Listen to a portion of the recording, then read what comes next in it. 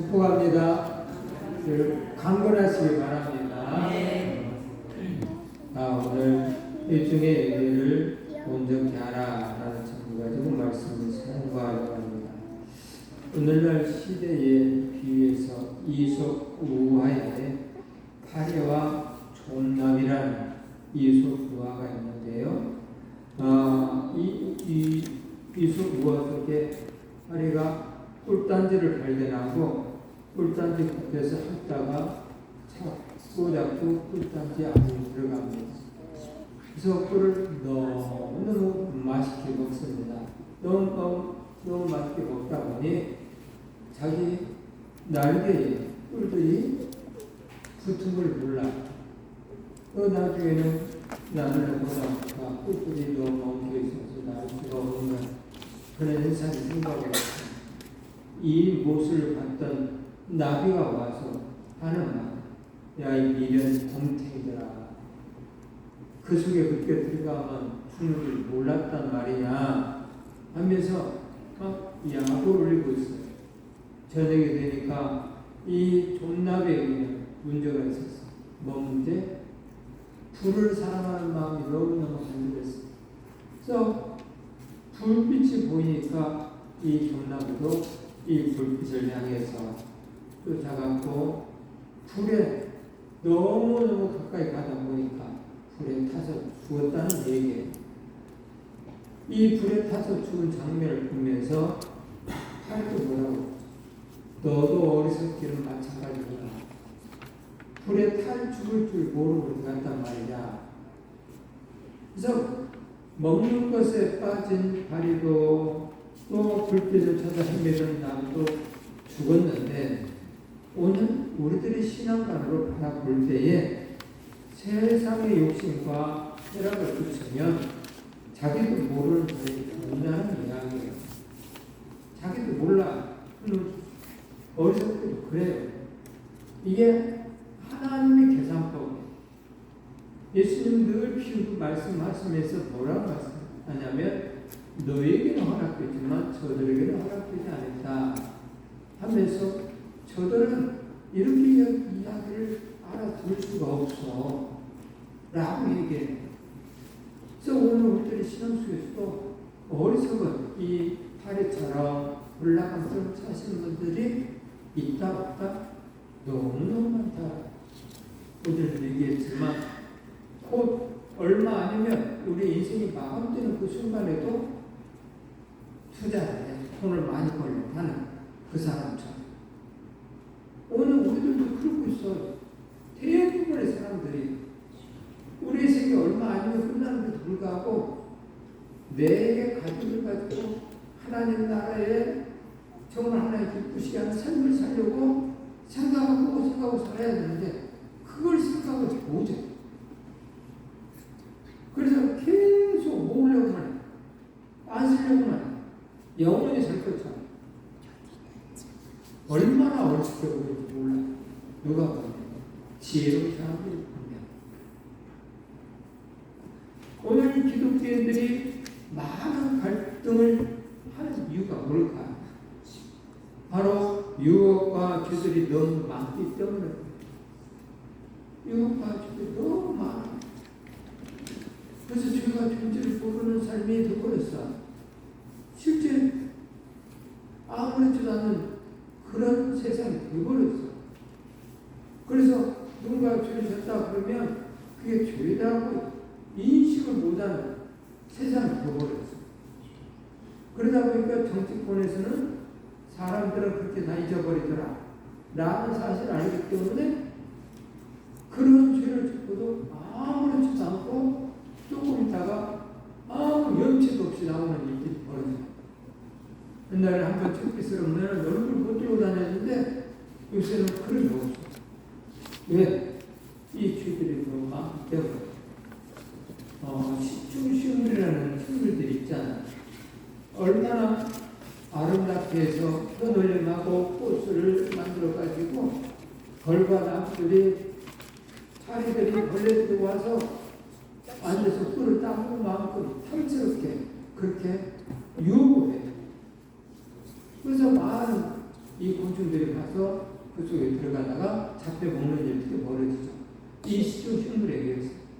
오늘 우리들도 이 세상의 유혹이 이렇게 아름답게 쾌락을 느낄 만큼 그렇게 우리 주위에 너무너무 많이 있다.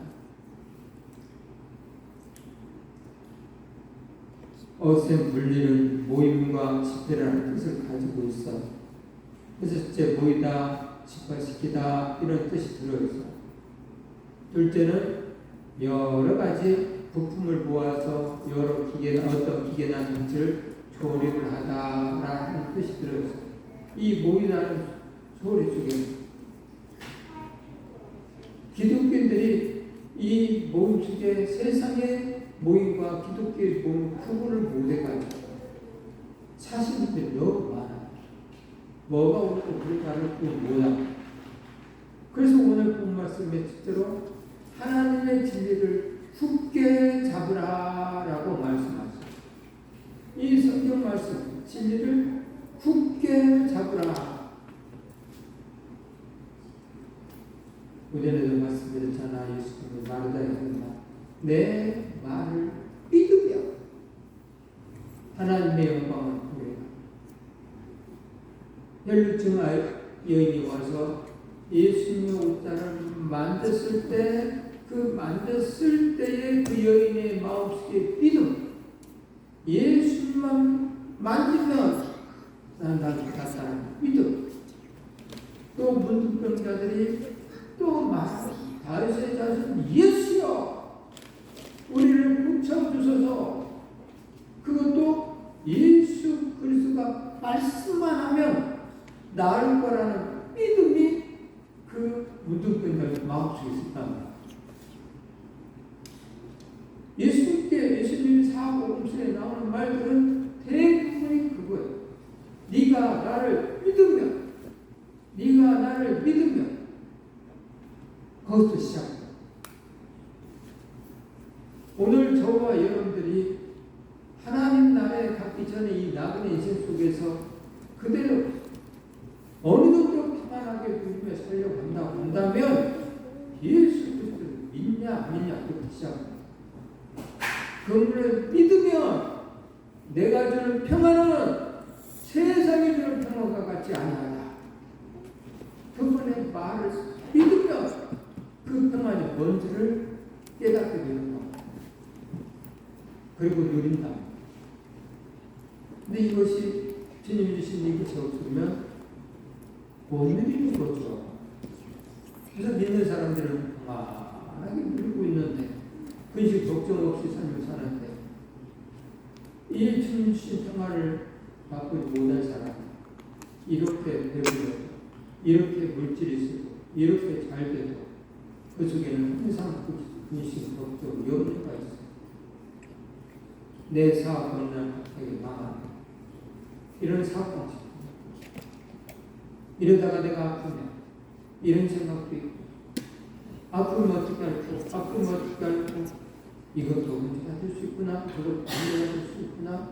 하다 보니 뭐를 많이 들어요? 보험을 많이 들게 돼 있어. 믿는 믿음이 마음에 평안이 없다 보니. 그래서 저도 보험 안 들은 것이 있어. 하지만 때로는 그런 생각. 하나님 믿는 사람으로서 이 보험 든 만큼만 내가 늘 하나님 앞에 기쁘시게 하는 삶을 산다고 한다면 그 돈 가지고 기쁘게 삶을 산다고 한다면 훨씬 낫지 않을까? 이런 생각이 들 때가 있어요. 그리고 늘 아파서 병원에 들랑들랑하면 보험을 많이 탐볼 수 있겠지만 그렇지 아니하면 더군다나 그것이 더 아까워. 맨날 썩은 나가는 거야. 하나님을 믿는 사람들은 하나님을 믿는 믿음으로 삶을 살아야 돼. 이게 최우선. 무슨 일을 하든 간에 저를 믿는 믿음을 가지고 삶을 살면서 일도 하고 때로는 아프면 약도 먹고 그렇게는 하겠지만 하나님의 진리의 말씀을 먼저 굳게 잡으라. 때문에 이 진리의 말씀 굳게 잡으면 삶에 평안이고 기쁨이 있는 것이 있기 때문에 올해 표를 범사에 감사하다. 뭐하라? 감사하다. 범사에 이게 약이란 말이에요. 약. 여러분들에게 주신 보약이란 말이에요. 범사에 감사하고 뭔 일이 일어난다. 그 뭔 일이 뭐냐면 평안 있고 기쁨 있고 즐거움 있고 행복이 있어요. 이 진리를 굳게 잡으라고 늘 말하는 거예요. 범사에 감사. 이 진리를 굳게 잡고 무슨 일을 만나든지 간에 이 속에는 하나님의 뜻이 있어. 분명히 하나님의 뜻이 있어. 그리고 내가 해야 할 일이 뭔가 하고 찾아서 하는 거예요. 이유가 있다니까. 근데 그 이유를 찾지 못하시기 때문에 문제가 돼요. 그 이유를 찾으면 거기에 따른 내가 해야 할 일들이 있다. 근데 사람들은 미혹의 삶을 살다 보니까 그 이유를 찾지 못하. 배고픈 자에게 성경에는 이렇게 배고픈 자에게 어떻게 하라고? 배부르라 라고 말만 하라고 했어요. 배부르라 한다고 해서 배가 부르냐? 아니지. 빵을 주든지 떡을 주든지 해서 이게 하라라고 가르쳐주고 있잖아. 근데 오늘날 많은 중에 미혹된 자들은 바로 어떻게 하냐? 배부르라. 내가 당신을 얼마나 사랑하는 줄 알아? 여기까지. 내가 당신을 얼마나 위해서 기도하는 줄 알아? 여기까지. 그거 말고 저는 그래. 그거 말고 배부르라 말고 기도하지 말고 떡을 사주는지 밥을 사주는지 하라 이 말이야. 그러면서 그가 앞으로 살 길이 무엇인가를 생각해봐야지. 배가 고파서 죽었는데 배부르를 하고 나는 저를 사랑해 나는 기도해서 그럼 끝나버려. 끝나버리니까 하나님 원하시는 뜻을 알지 못하고 삶을 살다 보니까 문제가 나게 되는 거야.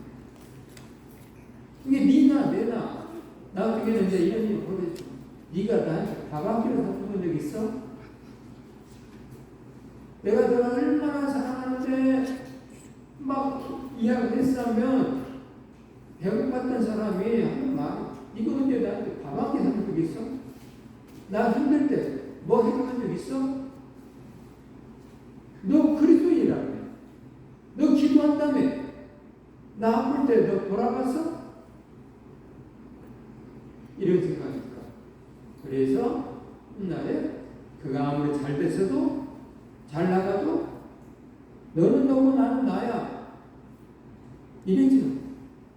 그를 보호할 생각이 없고 사랑의 말을 할 생각이 없어. 너는 너야. 내가 배고플 때 앞으로 배고픈 일이 생긴다 할지라도 너는 나를 도울 자가 아니야. 너하고는 관계가 끝났어. 이렇게 되는 거야. 근데 진리를 굳게 잡으라.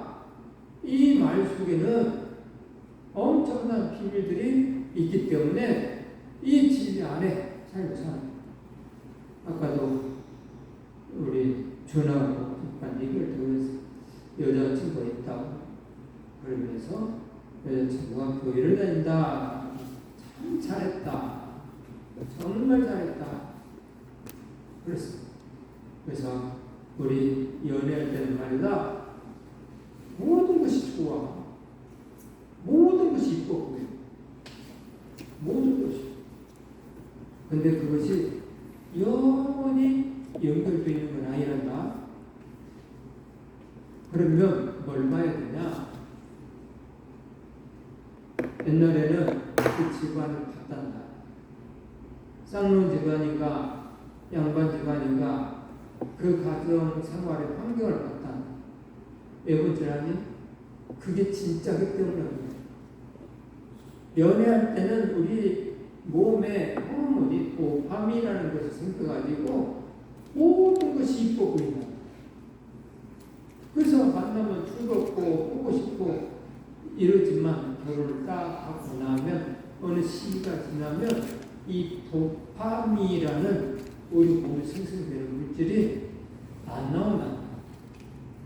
그것이 계속 나오면 좋은데 그것이 안 나와. 사라져.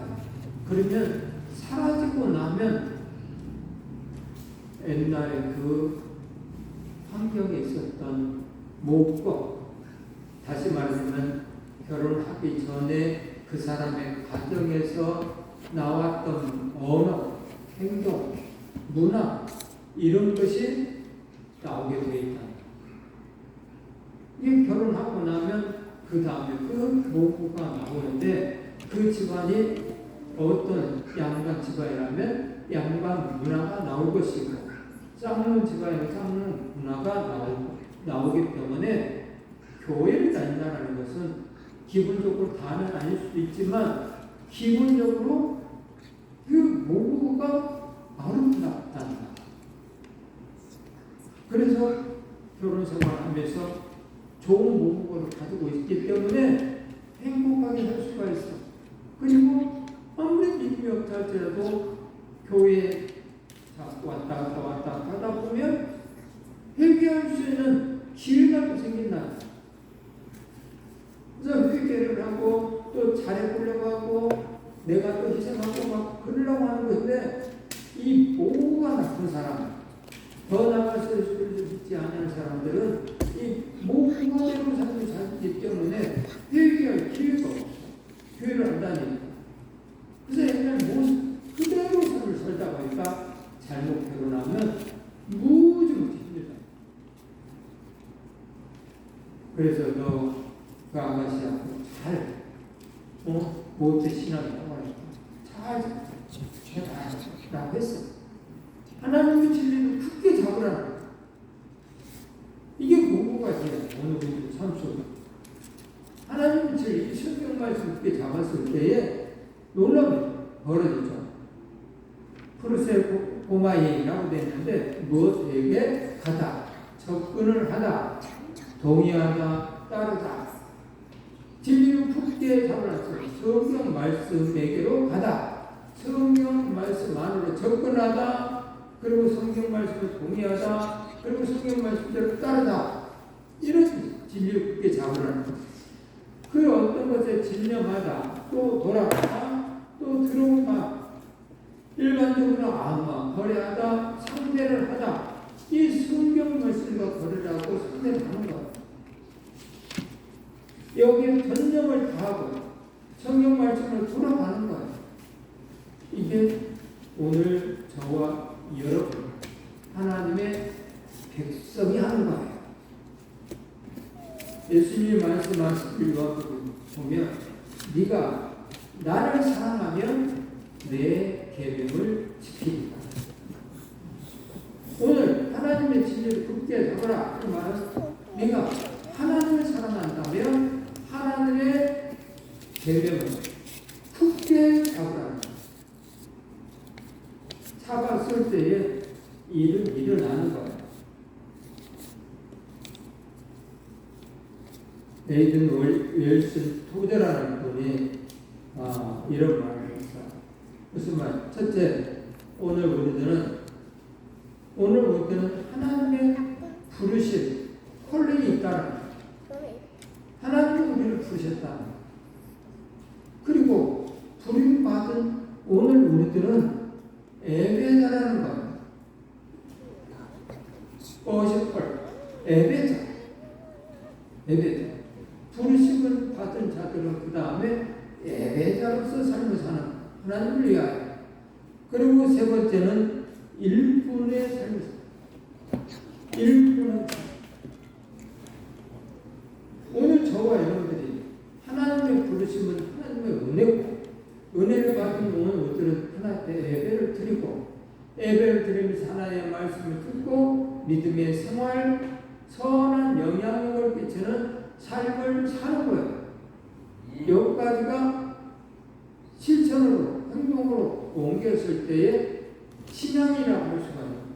그리고 이렇게 했을 때에 하나님을 사랑하는 것이고 이렇게 했을 때 하나님의 사랑을 받을 수가 있는 거예요. 근데 어쩌면 두 번째까지는 하고 있지는 않는가 생각해봐요.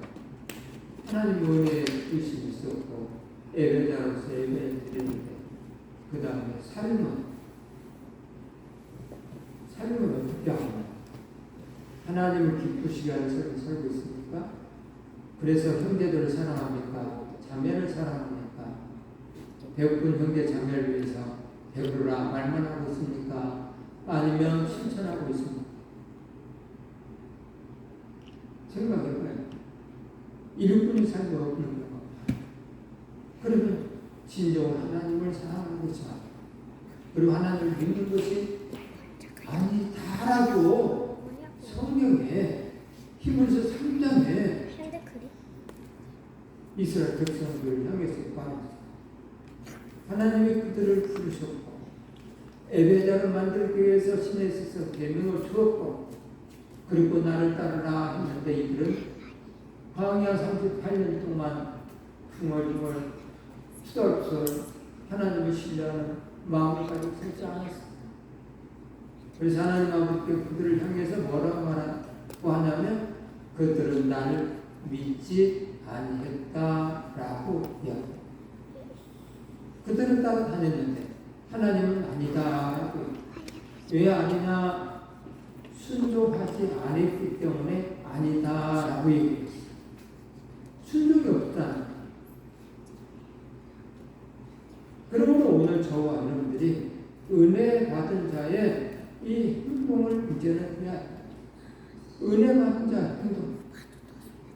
마리아처럼 옥합을 깨는 것으로 예수님에 대한 자기 자신의 사랑의 마음을 전하는 이 마리아 헌신의 삶을 살았잖아요. 헌신. 은혜 받은 자의 행동이에요. 그래서 옥합을 깬다라는 것은 은혜를 받았다는 표현이에요. 내가 주님을 사랑한다는 표현이에요. 주님의 은혜에 보답한다는 표현이에요. 그래서 마리아는 그렇게 한 거예요. 그리고 예수님의 가치를 알았다는 거예요. 이분이 어떤 분이라는 사실을 아는 거예요. 오늘 저와 여러분들을 위해서 십자가에 죽으신 예수님의 그 가치를 생각하면 그분이 그런 분이었지. 나를 위해서 십자가 죽었지. 나를 위해서 십자가 죽었지. 오늘 우리도 생각해보세요. 내가 누군가를 위해서 죽는다? 그걸 꿈도 못 꾸고 내가 누군가를 위해서 저 사람의 배가 고프니까 돈을 줘야 되겠다. 얼마큼 좀 많이 줘야 되겠다. 이런 마음이 있냐 이거예요. 저 사람한테 내가 100만 원 줘야 되겠다. 아니면 1000만 원 줘야 되겠다. 이런 마음이냐. 그 사람에 대한 가치가 알면 그렇게 되는 거죠. 가치를 알면. 그래서 자식도 부모에 대한 가치를 알면 효를 하지만 부모에 대한 가치를 알지 못하면 효를 안 하는 거예요. 안 하는 거예요. 효를 알면 부모에 대한 가치를 알면 효를 해. 우리 어머니가 우리 아버지가 나를 위해서 이렇게 삶을 사셨지 하고 효를 해요. 그 효는 있을 때 없는 게 아니에요. 마음이 생겨났을 때, 마음에 우리 부모에 대한 마음이 생겨났을 때에 하는 거예요. 잘 살든 못 살든 상관이 없어요. 그 위치에서 하는 거예요. 근데 그걸 알지 못하면 안 하는 거라니까. 마음이 있어도 안 해. 오늘 우리들이 예수 그리스도에 대한 가치를 알면 효를 하는 거예요. 해놓고도 뭐라고 그래요? 너무 적게 했다.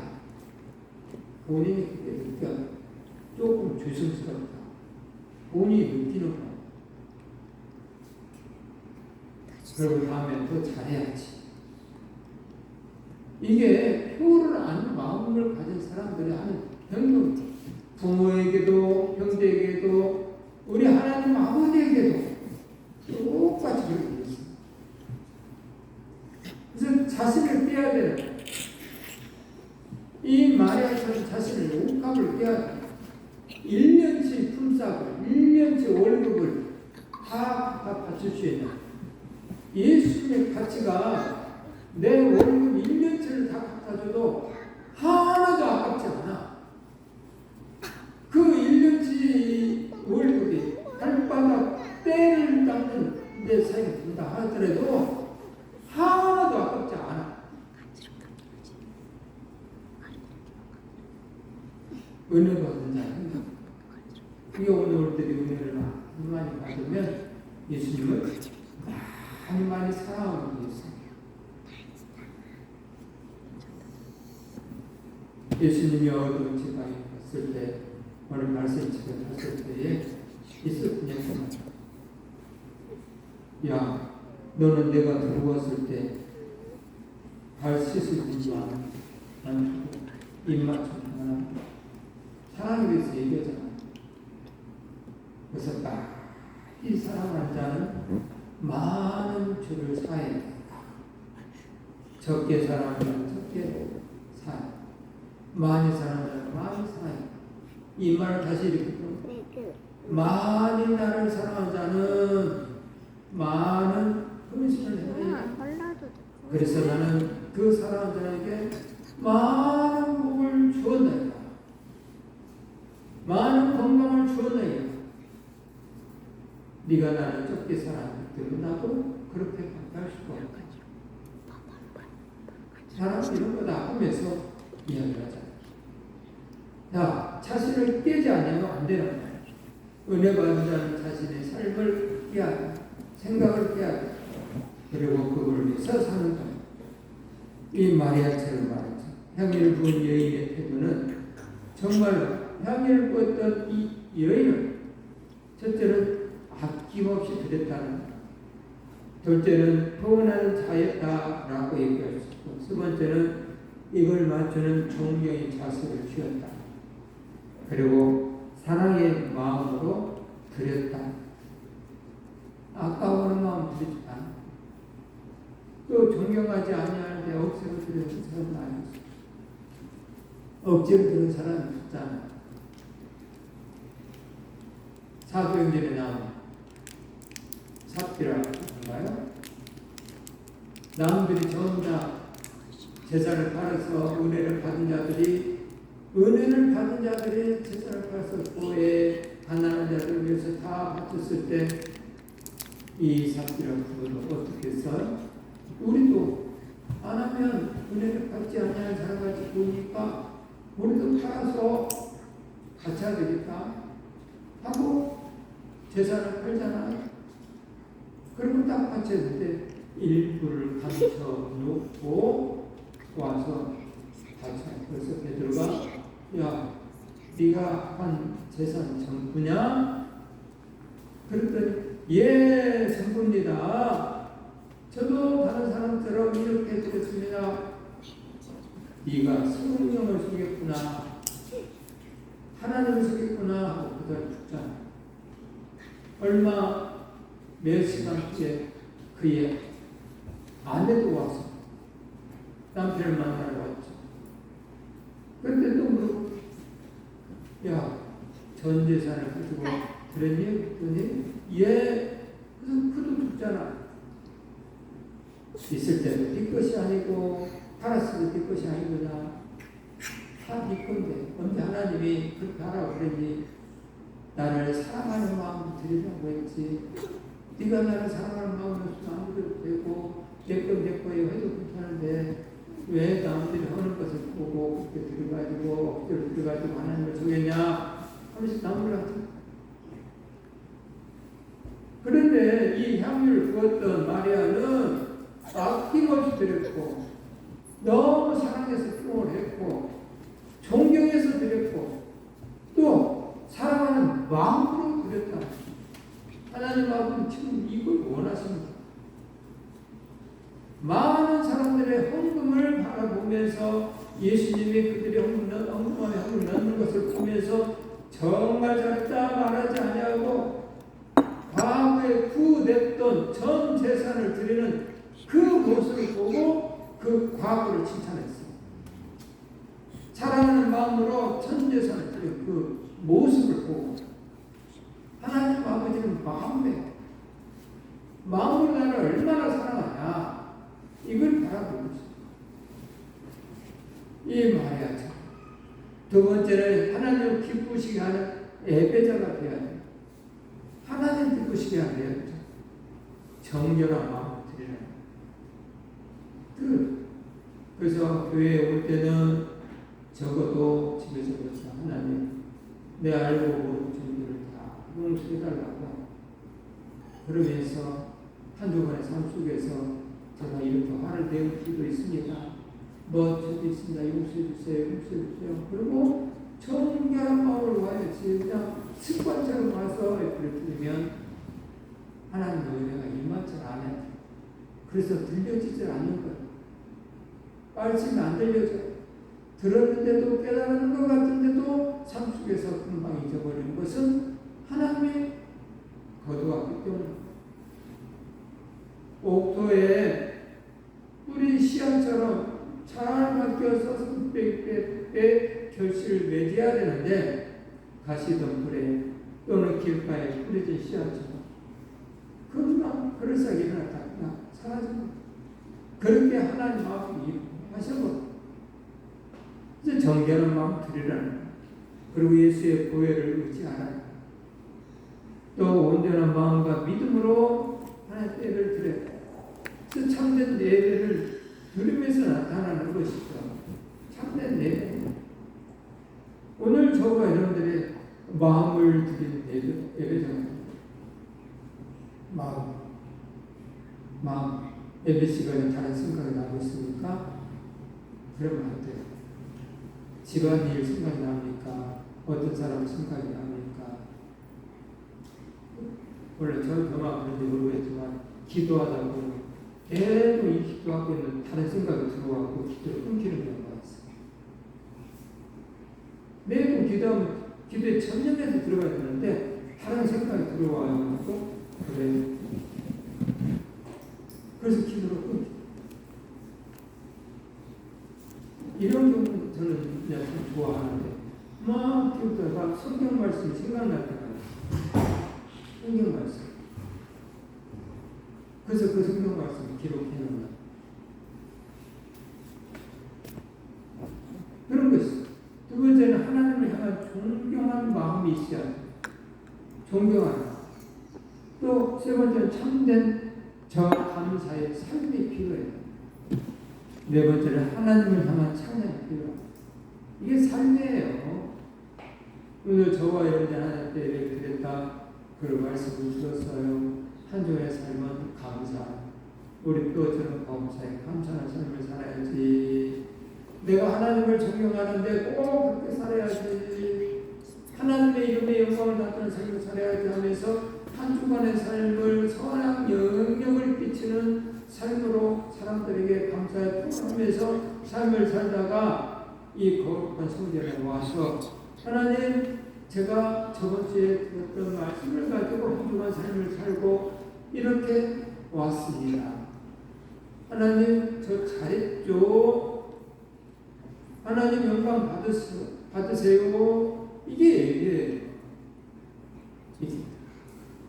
근데 한 주간의 삶을 이게 아니고 도둑질하고 사기치고 원망하고 불평하고 짜증내고 그러고 살고 와가지고 하나님 오늘 영광 받으세요. 이건 가인의 예배라니까. 아벨의 예배가 아니고 가인의 예배. 가인의 예배를 드리니 천년을 하루같이 하루를 천년같이 기다리신 그 주님이 기다려서 오늘 우리가 사는 것이지 그렇지 아니야 한다면 죽을 수밖에 없다니까.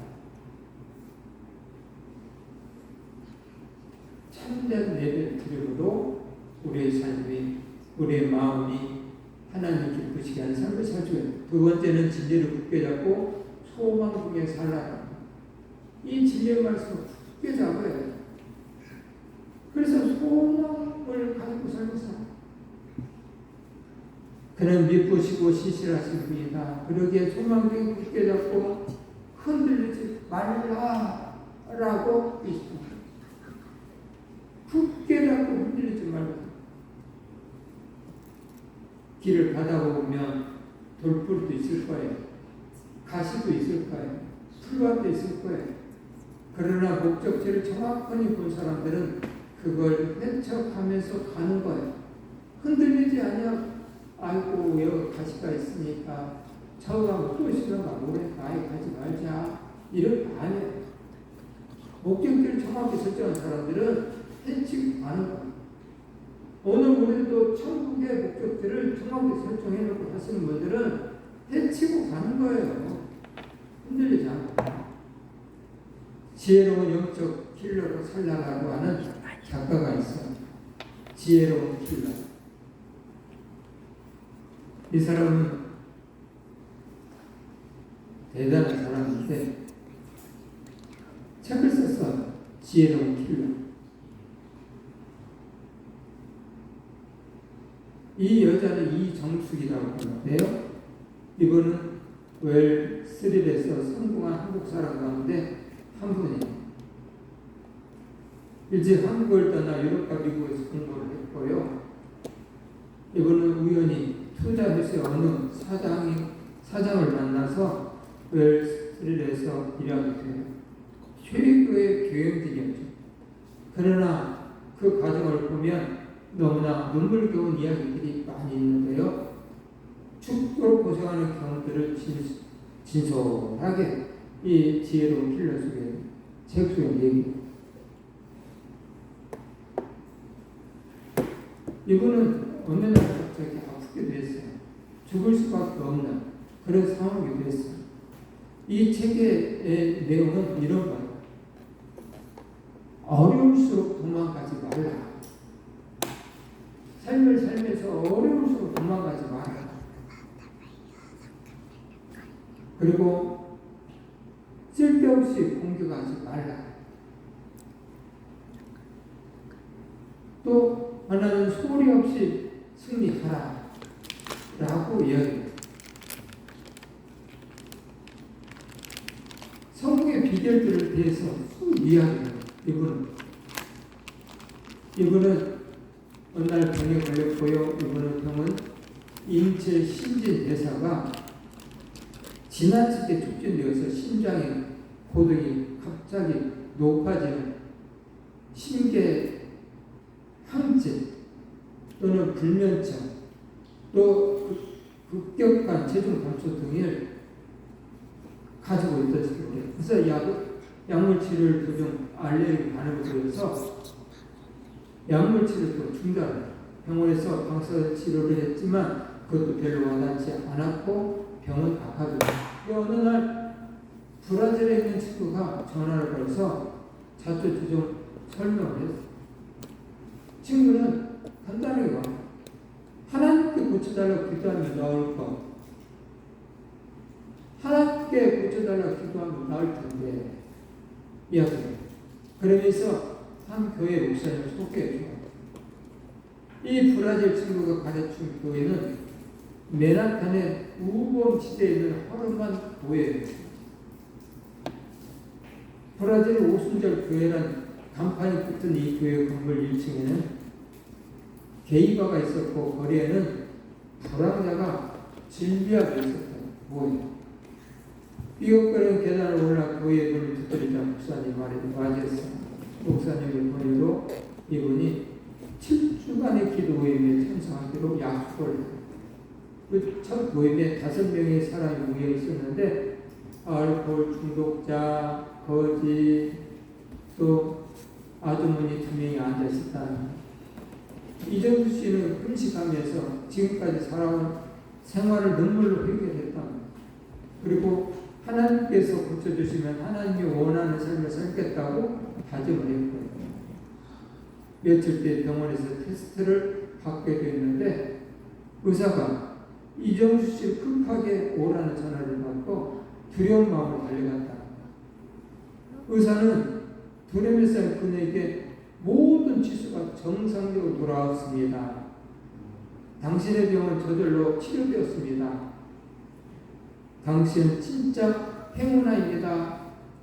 그때 이정수 씨는 의사에게 하나님이 나를 고쳐주셨습니다 라고 대답했다. 그 후에 이 저자는 믿음으로 살아갔다. 이분의 삶은 철학, 내 인생 중심은 월스트리트가 아니라 하나님이라고 말했다. 지금은 KBI 한국개발연구원에서 국제정책대학원에서 학생들을 가르치고 있죠. 사람들이 이정수의 성공에 대한 질문을 종종 한답니다. 그때마다 대답합니다. 진정한 성공은 하나님을 알고 영생이 있음을 믿는 것이라고 대답을 합니다. 맞아요. 진정한 성공은 하나님을 아는 거예요. 그 영생이 있음을 믿는 거예요. 오늘 우리도 자신, 나는 진정한 하나님을 알고 있나? 그럼 영생을 믿고 있나? 생각. 그럼 길이 달라진다니까. 내가 하나님을 믿게 거기에 초점이 되어가지고 길이 달라져.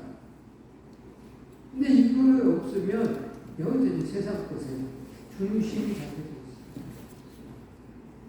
세 번째는 서로 돌아보는 신앙이에요. 서로 돌아보는 신앙. 서로 돌아보는 교회라는 것은 정말 하나님의 공동체죠. 서로가 격려해주는 공동체. 하나님 아버지는 이걸 원하는 거예요.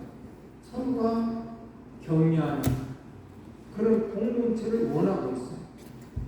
서로가 또 붙잡아주는 공동체를 하나님은 원하고 있어요. 그래서 우리 주님은 오늘 우리에게 새 계명을 너에게 주노니 뭐하라? 서로 사랑하라. 서로 사랑. 공동체라는 거, 공동체. 이 공동체들을 또 어디서 하냐면 예수님께서 마가의 다락방에서 성만찬하잖아. 성만찬하면서 허리에 수건을 봉이고 제자들의 발을 다 씻겨주죠. 근데 베드로를 씻길 때 주님 저는 안 됩니다. 어떻게 내가 주님의 내 말을 듣겠습니까? 라고 했더니 예수님 말씀하시죠. 네가 이렇게 공개 속에 들어오지 아니하면 너는 나와 상관이 없다. 근데 지금 누구는 나중에 할 거야. 라고 하면서 상관이 없다고 그러니까 뭐야? 그러면 제 손도 내 머리도 씻어주세요.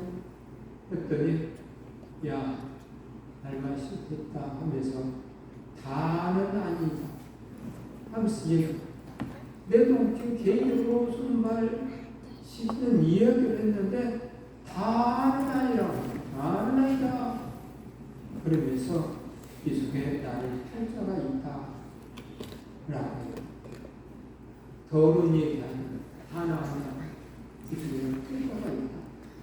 공동체 속에 전부 다 하나가 되어야 되는데 하나는 아니다. 그게 바로 유다를 가르쳐서 하신 말씀이었죠. 서로 사랑하면 하나의 공동체가 되는 거예요. 근데 다가 아니면 어때요? 마지막에 들린 말인데 교회가 된다고 하는데 오늘 저와 여러분들이 하나 되는 교회가 되어서 들린 말인데 다는 아니니라 이 말씀이 우리 교회 안에 있었으나 다 올라가요. 다 주님의 사랑을 받기를 바랍니다. 그래서 믿음의 공동체된 교회가 되어야 된다는 거예요. 서로 돌아보는 것이라는 것은 주의 깊게 관찰을 하다라는 거예요. 서로 사랑하면 주의 깊게 관찰을 하는 거예요. 그리고 주의 깊게 살펴보는 거예요. 또 지각하다라는 뜻이죠. 연구하다라는 뜻이 깊이 생각하다 이런 뜻이 이게 교회가 그런 교회 안에 있어야 할 덕목이 있죠. 교회 덕목은 서로 존중을 해야 돼요. 격려를 해야 돼요. 또 사랑을 해야 돼요. 기도해야 돼. 이것이 교회 안에 있으면 덕목해. 그래서 제가 가다, 보다, 파악하다, 깨닫다, 이해하다, 카타노에오. 보다, 파악하다, 깨닫다, 이해하다. 이렇게 돼 있어요. 교회 안에. 존 맥스웰 지금 돌아이라는 사람이 있어요. 영향력이라는 책에서 격려를 받은 자가 역경을 보관한다. 안데르센의 창성은 어머니의 격려로 시작합니다. 또 아인슈타인의 천재성은 격려로부터 시작했습니다. 그리고 조지 아담스는 격려는 곧 산수와 같다고 말해요. 그때는 격려는 소나기 뒤에 햇빛과 같다라고. 격려는 이렇게 좋은 거라고. 그래서 교회 안에 격려를 해요. 우리는 무엇을 어떻게 격려할 수 있는가? 한번 생각해봐. 믿음으로 격려를 하라. 사람과 선행으로 격려를 하고요. 모임과 예배로 격려를 하고. 날마다 함께 모이는 교회 생활이 초대교회에 있었던 것처럼 우리 교회도 그래야 되는 것이죠. 날마다 모였다는 것. 날마다 모였어요. 날마다. 그리고 마음을 같이 했다. 자세가 중요해요. 같이 하는 자세. 성전에 모였다라고 이 장소를 이야기하고 있죠. 그리고 사도의 가르침을 받아서 훈련을 받았다라는 것. 교회는 모이는 운동 구심력이 됐습니다. 자, 모이고자 하는 믿음들이 있어야 돼요. 주님과 교회를 사랑해야 돼요.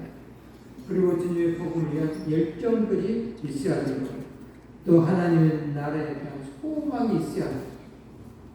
또 회중 예배의 가장 큰 방역들을 정리를 해야 되겠죠. 그건 자기 중심적인 것을 버려야 돼요. 교회가 원하는 방향에 맞춰서 가는 거예요. 내 생각은 이렇죠. 제 생각이 이렇죠. 매주 목요일마다 우리 교회에서 강의하신 목사님 한 분 중에 또 익산 쪽에 있는데 7월 말일까지만 하고 다른 한다고 그래요. 왜 그러냐? 그 교회 장로님 안수입사는 신도는 자기 중심적. 그 자기가 마음을 같이 하냐니까 목사님 너무너무 힘들어요. 교회 차가 있는데 교회 차를 운행을 못하겠구나. 교회 차가 있는데 운행을 못하겠구나. 그리고 당신네들이 키 하나씩 가져서 자기 일을 가져. 이런 것들은 자기 중심적이잖아. 교회 안에서 이루어져 가야 되는데 자기 등록도 가져. 문제가 있는 거죠. 또 개인의 흥미에 따라서 또 하나는 개인의 소원에 따라서 이건 회중 예배 교회 공동체 안에 있는 것들이 아니야.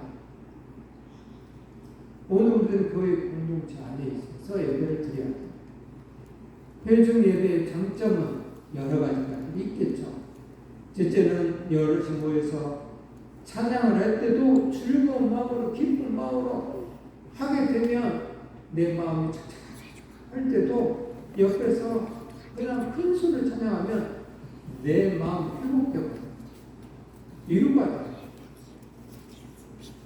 이게 회중 예배예요.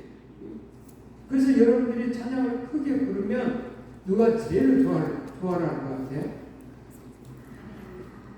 네? 그거 상식적이야. 내가 같은 앞에 우리 장로님 제일 좋아할 거예요. 큰 소리를 부르면 힘이 나요. 앞에 찬양하는 사람이 힘이 나요. 큰 찬양. 그러하듯이 또 설교할 때 여러분들이 아멘을 크게 하면 누가 좋아할 것 같아요? 이분이 정확히 맞춰요. 제가 좋아해요. 근데 하나님 누구 좋아해요? 내 말을 개떡같이 안 들었구나. 하나님 그러죠. 그래, 네가 말하는 대로 되리라. 하나님 그러셨어요. 이런 대답을 잘합니다. 그래서 회중에도 이런 장점들이 있어요. 그리스도의 몸의 교회가 회복이 돼요. 그럼 하나 되게 하는 기여를 할 수 있는 것이고요. 또 하나님 안에서 함께 거하게 되는 겁니다. 그래서 회중 예배는 회중들의 마음과 활동, 자세를 통합시켜 주었다는 거예요. 그리고 회중 예배를 드려야 할 이유는 몸을 통일시키는 가치가 있어. 시편에 보니까. 또 영적 진리로 가르쳐줘. 또 회중 앞에 믿음을 고백을 해. 근데 회중 앞에 믿음을 고백하는 말이 회중 앞에도 하지만 전부 누구한테도 해? 누구한테도 하는가요? 하나님 앞에 고백하는 거잖아요. 그럼 또 누구한테 고백을 해요? 마귀한테 하는 거잖아요. 내가 이제 이 시간부터 이렇게 살겠습니다. 아멘! 하면 하나님께 고백하는 거지만 이 소리를 또 누구한테? 마귀한테. 까불지 마. 나는 이제부터는 하나님대로 살 거야! 하고 마귀 또 고백을 하니까 마귀가 에이 못 살겠다 하고 떠나가는. 그래서 고백, 회중 예배에 있어서 이 고백은 그래서 중요한 거예요. 그리고 하나님께 영광선을 하는 것이고 회중 예배에 참여하면 놀라운 일들이 있죠. 서로가 힘을 모으고 함께 하나님을 향하고 마음과 정신과 영을 집중하도록 하게 하는 것이 이 공동체예요. 그래서 예배에 참여하라. 어쩌다 모이는 예배자, 그분의 믿음이 이렇게 자라나서 선한 일을 하더라. 이런 소리 들어봤어요? 없어. 어쩌다 예배하는 자가 믿음이 왕창 생겨나서 선한 일을 많이 했더라. 없어. 반면에 모이기에 힘쓰는 자가, 회중 예배에 힘쓰는 자가 말씀을 듣고 찬양의 은혜를 받고 해서 믿음이 성장해서 헌신 봉사를 했더라. 이런 소리는 많죠. 그래서 회중 예배에 참여는 놀라운 일들이 벌어요. 또 회중 예배의 영역도 있죠. 회중 예배의 영역. 하나님 앞에 원해. 회중과 관계가 좋아져. 또 개인적인 영향력이 있어. 또 하나님과 관계가 회복돼. 하나님 관계가 회복되시길 바랍니다. 정말 회복돼야 돼요. 근심 걱정해가면서 삶을 사시는 가운데 근심 걱정을 해야 할 부분이 하나가 있다고 한다면 첫사랑을 회복해야 돼요. 첫사랑 회복하지 아니한 것에 대한 근심 걱정이 있어야 해요. 그게 없으면 안 돼요.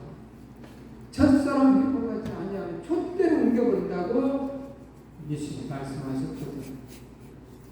근데 회복할 생각하지도 않고 그냥 두려시 이렇게 살면 안 돼. 절대로. 그래서 개인적으로 여러분들이 첫사랑 회복됐는가 한번 생각해보고 나는 좀 떨어진 것 같아 라고 나는 회복을 해야 돼. 그래서 보고 싶어요. 만나고 싶어요. 이야기하고 싶어요. 이게 첫사랑. 그래서 첫사랑을 회복하는 이 회중 예배에 커다란 복을 꼭 받아 누리시는 사랑하는 우리 성산 권속들이 되기를 주님의 축복합니다.